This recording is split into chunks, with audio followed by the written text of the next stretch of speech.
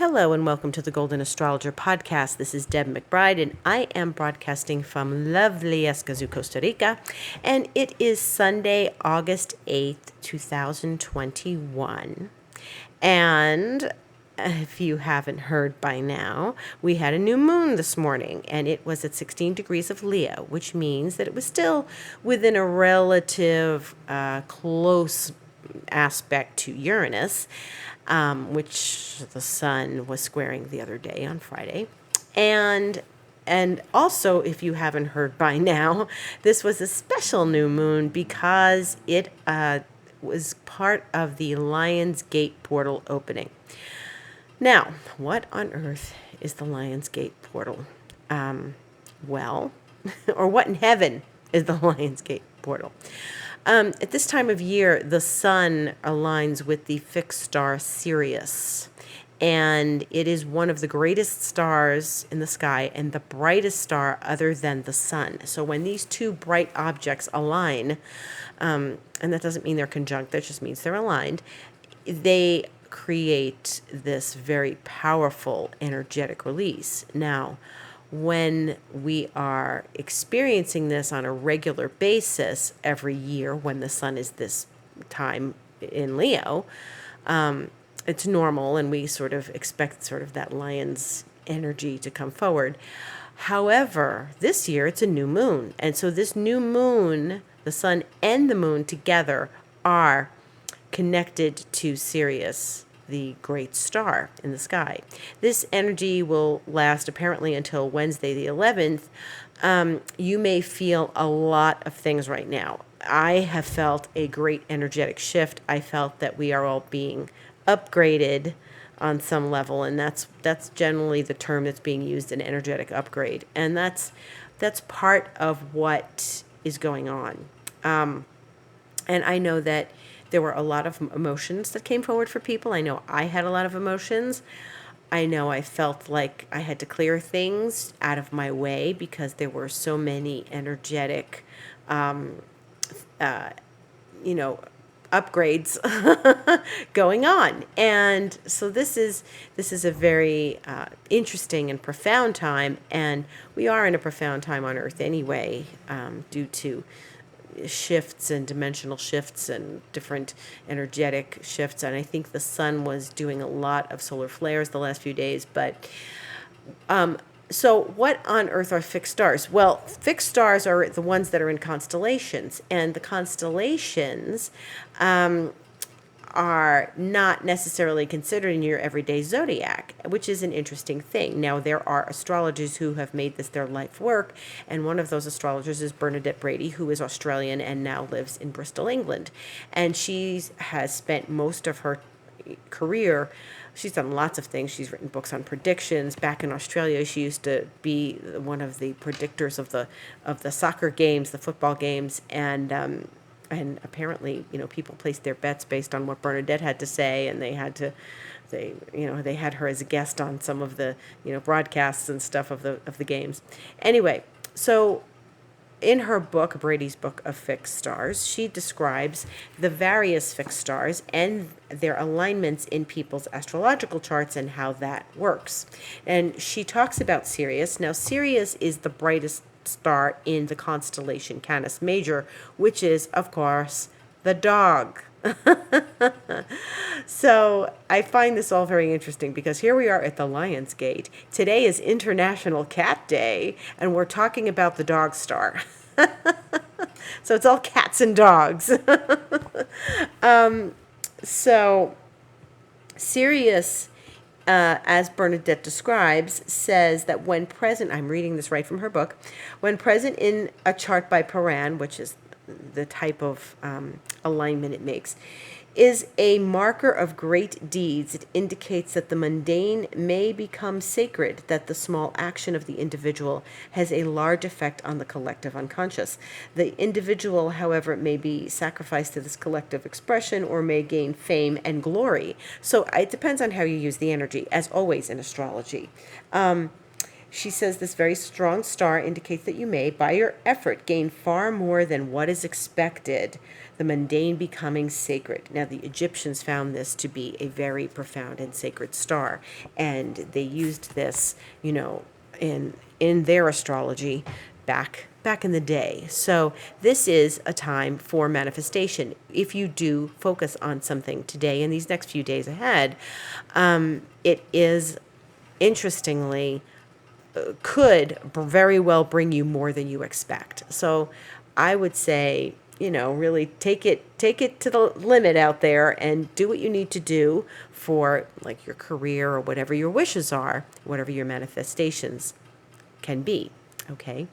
So that's the dog star in the on International Cat Day, with the Leo new moon, which is about the Lion's Gate portal. So here we are, at this incredible, gate, and we are now opening up something that is very profound for us. So, do your spiritual work, do your meditations. My astrology students are all sending pictures of their 7 candle manifestations. They are, we do these rituals, and rituals are great to do on a new moon. So, make a wish. If nothing else, sit down, say a prayer, make a wish. Talk to whoever it is you speak to in the heavens. So that's one thing that's going on that's very important right now. In the meantime, 2 planets are changing sign this week. One of them is Mercury going into his sign on the 11th, and that's going to be in the afternoon in my region of the world. And it will be Mercury going into Virgo, and he likes to be in Virgo, so he's going to be happy there. Now, he's going to probably breeze through Virgo. And he's going to, be very detail oriented. He's leaving Leo, and he's going to be very detail oriented and very focused on, the minutia of things, the micro details of life. And that's what Mercury in Virgo does. And it gets a lot accomplished. So now we have, several planets in Virgo. We have Venus, we have Mars, we'll have Mercury as of Wednesday. Then next Sunday, when we meet again, Venus will be going into Libra, which she loves because that's her sign. So this is all very interesting. Venus is going into her sign, Mercury is going into his sign. So we're going to be very much in the place of having many planets in their own signs. One is, Venus, the other is Mercury. The sun will still be in Leo until the 22nd on the day of the next full moon, which is still in Aquarius. Okay, so it will be in Leo for that full moon, but it will be changing into Virgo later that day. So for the time being, for these next couple of weeks, the sun will still be in Leo, and Mercury will be in Leo until Wednesday, and then so the sun is in its own sign. Mercury will turn to its own sign. Venus will go into its own sign. So this is very interesting. This is a lot of power in the sky. Neptune is in its own sign of Pisces. So this is how this is how dispositorship works. Like, we're not going through the cycle of what planet speaks to what planet. Everybody, we've got a lot happening that's very powerful in their own places, which means that this is a very good indicator of good energy, and things are not so much in detriment or fall. It means that we've got a lot of power available to us at this moment. So Lion's Gate open, powerful planets. I'd say it's a good thing. So when Mercury is in Virgo, it tends to be very exacting and perfection oriented. And the idea here is to not take your, your energies to the point where you are completely drained of inspiration in life because you're working so hard and you're like tapping on the computer all the time and you're just caught up in all the, like I said, the minutia. You want to be paying attention to aesthetic as well, because that's where Venus is going. Now, Venus is in Virgo, and she doesn't love being in Virgo, but she is doing her job there, and she's paying attention to, Venus in Virgo is about service, and it's about connecting to those and how we can serve in the greater good. The thing is, once she goes into Libra, she's much more the goddess of, aesthetic and beauty and harmony and balance and serenity. And, as I've said before, Venus in Libra is like the diamond in, Tiffany's window or Harry Winston's window, as opposed to when she's in Taurus, she is the diamond in the mine, in the rough. And my teacher used to say this to us. So Mercury is going to whiz through Virgo, his own sign. He's only going to be there about 2.5 weeks. So Mercury's on the move, but Venus will stay longer in Libra. She will gain strength as she moves through her sign, and she will eventually square Pluto, but we're not there for a while yet. So she's not going into Scorpio until the 10th of September. So we got plenty of time before she gets involved with Pluto and then Scorpio, and so enjoy Venus in Libra as of next Sunday, which we'll talk more about it. In the meantime, tomorrow, Venus will be opposing Neptune. And Neptune is really in a place of its own sign. And Venus is in Virgo. And we are, so this is an interesting relationship because, Venus and Neptune, Venus is sort of the goddess is, on the earth, and the Neptune is like the higher echelon, the higher energy of Venusian energy. So when they combine, we can expect, now, there are two sides to this. There's the light, there is the beauty, the vision, the connection to spirit, especially since we're at this Lionsgate portal and we're making a manifestation. What are your wishes? Venus opposite Neptune says, hey, you can have whatever you want. The goddess is calling. Then there's the darker side of it, which is, are you fantasizing too much? Are you overindulging? Or are you feeling like you might be getting fooled by someone who you are in a relationship with? Maybe it's a new relationship and it's something that you're not entirely certain of. It doesn't have to be an intimate relationship. It could be a new friendship.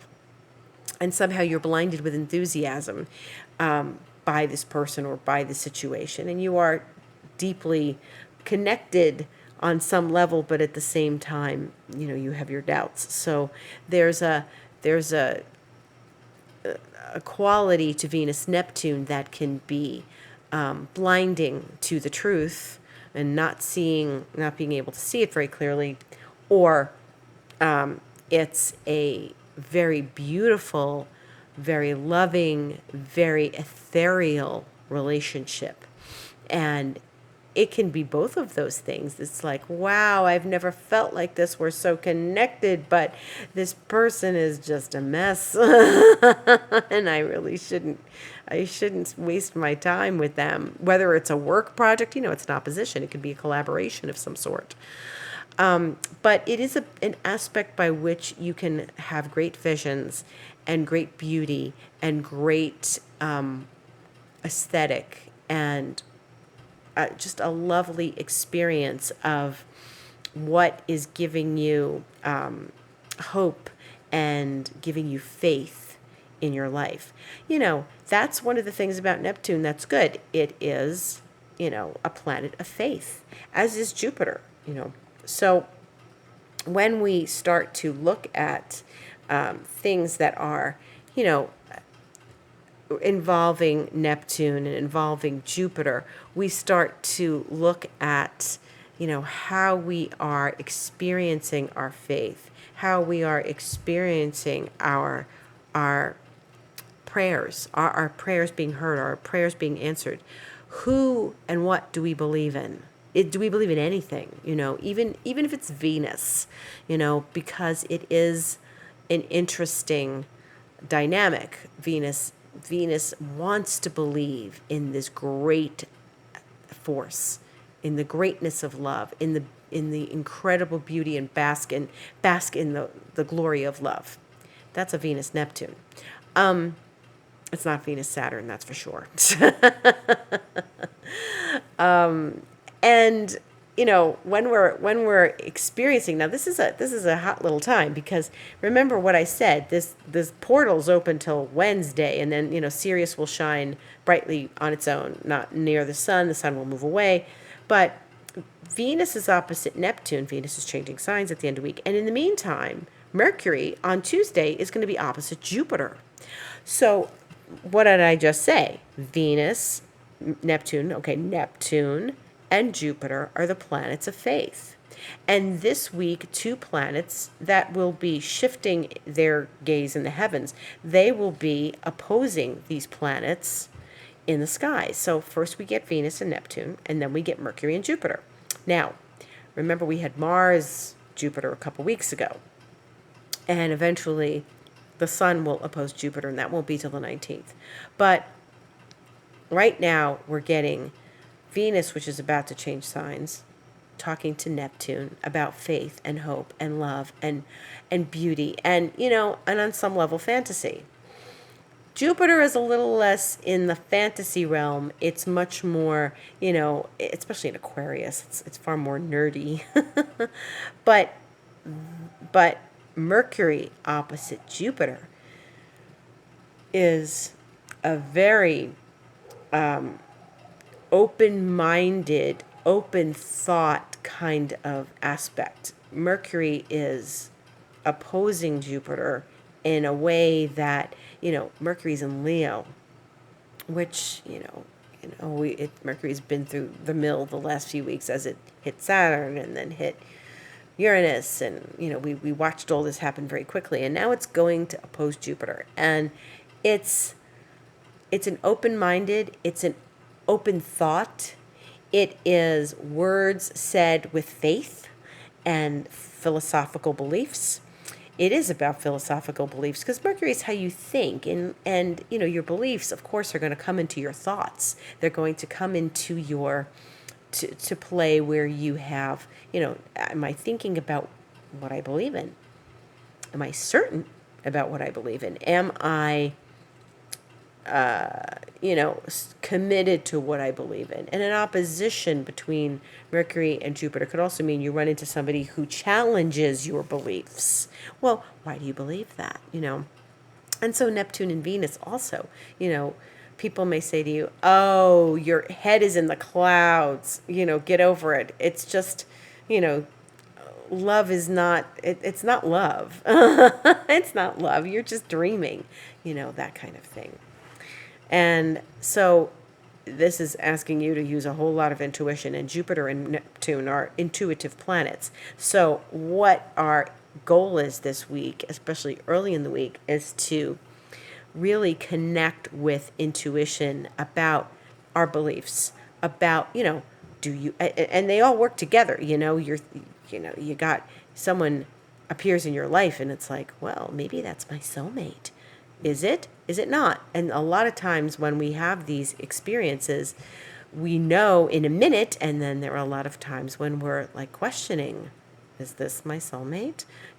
It's those kinds of questions. Is this the person I've been waiting for? Or is this, am I being directed towards an incredible project or mission or life purpose, which can also be going on with Venus, Neptune, and Mercury, Jupiter? And how is that affecting me? Do I believe in this? Where is this appearing in my life, and how do I work with this energy? How do I handle this? So it is questions of faith. It's questions of belief. It's questions of, I don't want to say fantasy versus reality, but if you feel in your heart of hearts, and there's your Lionsgate portal, in your heart of hearts, that something wonderful is happening in your life and you're being directed towards something really beneficial, then by all means, put your faith there. If you've got doubts, then see to those doubts, sit down with yourself and ask yourself what that's about. And, the other thing about this Lionsgate portal is that we are supposed to listen to our heart, and we are supposed to open our hearts to something beautiful and wonderful, and trust that our heart is telling us the truth, because it always does. And if it's not beautiful and wonderful, then we go, okay, you know what, next time. There's other things coming. Maybe this isn't the beautiful and wonderful that I was expecting. Maybe that's coming in 2 weeks.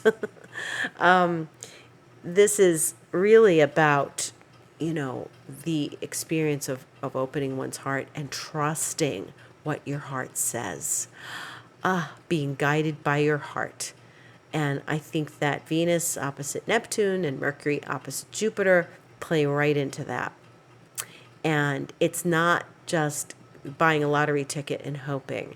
It's about connecting to the deepest part of your heart in this. If they were happening at a different time, not at this special new moon, then I would say, okay, maybe it's not so deeply in your heart. Maybe it's something else. But they are. And Mercury is still in Leo. There's 3 planets in Leo right now.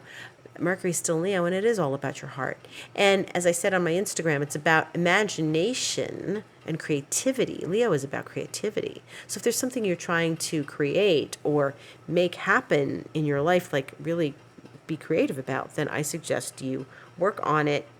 Now this is the time to connect with that. Now on Wednesday, when Mercury leaves Leo and goes into Virgo. Now Mercury is going to be aligned with the fixed star Regulus on, Tuesday, Wednesday, and that's another strong star in the sky, one of the great stars of Persia. That's the king. And so anything that's opposing Jupiter right now, is Jupiter is at the end of Aquarius. Everything at the end of Leo is bringing in the king. The regal feeling, the royal feeling. So there's a lot to be said right now about the royal and the experience of, your heart's opening and your heart's desires. So then there is Venus. Again, on Wednesday, she makes a trine to Pluto. So she's going to be, late in Virgo, and so she's then first she's talking to Neptune tomorrow, and then by Wednesday she'll be talking to Pluto. And Pluto is, a Venus trine Pluto is very good. It's, it's still passionate, it's still intense. There could still be little triangles going on, but Venus trine Pluto behaves better than Venus square Pluto. So we're hoping that these things are that we're dreaming of, that we're having faith in, and we're hoping they're going to work for us. And Venus trine Pluto says, hey, yeah, this is a very profound transformation. Work with it. It's great. This is very good energy. So yeah, this is what's happening. We're experiencing a very profound opening of a lot of opportunities early in this week. So see what they are, sift through them. There's lots of positive energy. How many times do I get to say that? How much Saturn-Uranus have we had lately? Now we're focusing on other planets. There are other planets. It's like, hey, Saturn-Uranus, you don't get all the action. Jupiter and Neptune and Pluto, they get some action too, and they do good by us as well. So we can put our attention and our focus on other sorts of energies other than Saturn and Uranus that have been ongoing. And actually, we're moving into a better time about that, because the sun is past all that. Nobody's going there for a while. So except the moon once in a while. So this is good. We're having a relatively beautiful week. Dare I say that? And we are having a week that is a little more uplifting than what we've been experiencing. I think the experience of early July was tough, and then August with the sun and Mercury going through that zone was incredible. And then I think I have very good feeling and very optimistic about this Leo new moon that carries us through these next couple of weeks. And I think that we should accentuate the positive, as the old song goes. So I think this is something where we don't necessarily want to focus on the darker sides of the oppositions of Venus and Mercury doing their things with other planets. But, you be aware of them, but you have to try to turn up the volume on the good stuff. And you have to find the joy in this, because Leo is about joy. So 3 planets are in Leo right now, and even when Mercury goes into his own sign, he'll be kind of joyous because he likes it in Virgo. But before we are like all nose to the grindstone with Mercury going into Virgo, we have to embrace the joy, and it's so important to do this in our life instead of worrying. There's so much worrying right now, and there's so much that people have been worried about for so long, and there is so much about the Saturn versus Uranus that has happened, that I think it's a nice little breather that we're getting a different picture. And I think this Leo new moon is kicking out all that old energy from the Saturn Uranus stuff that we experienced in July and that we experienced in these last weeks. And I think that what we have to embrace now is some positive energy. We have to. And, stop focusing on, the news, every bit of it, whatever it is, and what happened where, and what's going on in the world, and who's restricted, who's open, who's shut, unless you're traveling, of course. But we've got to stay focused on the positive. And that's one of the great lessons of Leo, is to be optimistic and to look to the sun. The sun is our life force. It's about, it's about brightness and the solar energy. And I stood in the sun today. I stood outside when the sun was strong this morning. I stood out in the garden, and I just stood there and closed my eyes and allowed the sun to just beam on me as around the time of the new moon was happening. And it just was so life force enriching. And how much do we do? Yeah, the sun. Yeah, oh, good, the sun's out. It's not raining. Oh, it's not snowing. Oh, good, the sun is out. How much do we take the sun for granted? We can't live without the sun. This is why there are all these philosophies around the sun god.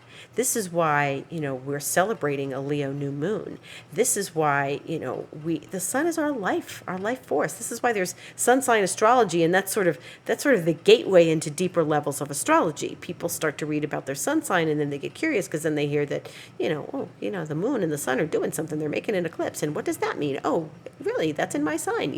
The sun sign astrology is where we start. And, a lot of advanced astrology schools kind of poo-poo the sun sign astrology, but if we don't start there, we don't have a place to start. So your sun is important. And, I've actually gotten questions over the years of, what's my sun? And it's like, well, your sun is your sign.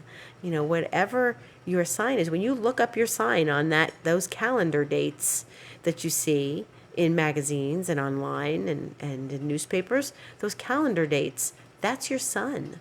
And that's the highlight of your life. And we tend to take it for granted, but on so many levels, I'm an Aquarius. Yeah, blah, blah, blah. You're growing into that, whatever sign you are. You're growing into that. You are becoming that, because the moon is who you are every day. Your moon, if you don't know your moon in your astrological chart, I suggest you run your astrological chart, because that's going to explain a whole lot of where you are focused on a daily basis. If you're like me with the moon in Gemini, you're thinking of the details, and you've got 100 thoughts in your head, and you've got several tasks you're doing at the same time, because you're a multitasker, because that's what Gemini moons do. But, that's who you are hour to hour. That sun is the love of your life. That is who you're growing into being, and where your best energies are put forth.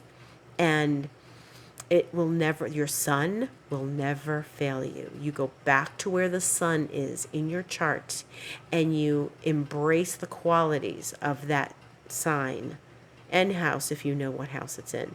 And that is going to save you time after time. If you're blue, if you're sad, if you're just having a rough day, if you're tired, go to the sun, because the sun, it gives you that solar force.